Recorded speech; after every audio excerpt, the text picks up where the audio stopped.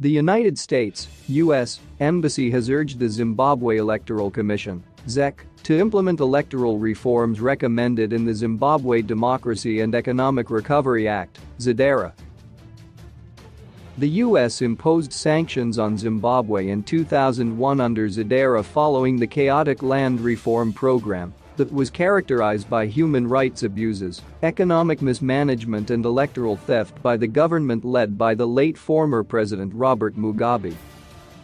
In a series of tweets yesterday, the U.S. Embassy criticized ZEC over the manner the electoral body handled the March 26 by-elections.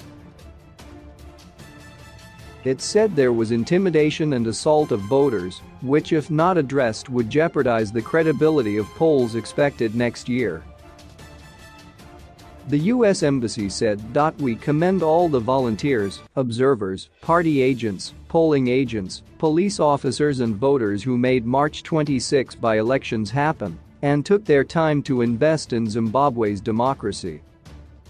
We appreciated the opportunity to observe by-elections, but remain very concerned about harsh rhetoric, intimidation and violent assaults in the lead-up to Election Day. Voters have the right to participate in political processes free from fear and violence." ZEDERA requires Zimbabwe to hold an election widely accepted as free and fair by independent international monitors and to sufficiently improve the pre-election environment to be consistent with international standards. We urge ZEC to publicly release an auditable electronic voters' roll far in advance of 2023 elections so that citizens can help to strengthen the credibility of the voters' roll and reduce the numbers of potential voters turned away from polling stations. To achieve this, Zimbabwe's government must commit to a level playing field, apply laws to all candidates and parties, and guarantee public media gives nationwide, equal, non-partisan airtime for all candidates during the election period.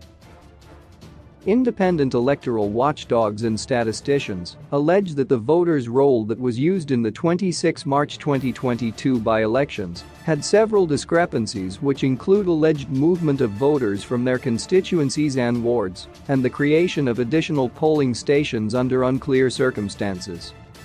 Government has, on several occasions, accused the U.S. of working in cahoots with the opposition to push the regime change agenda.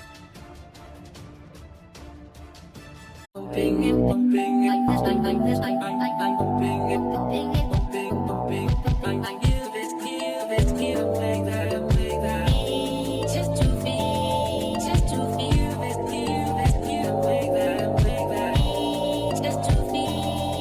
to feel this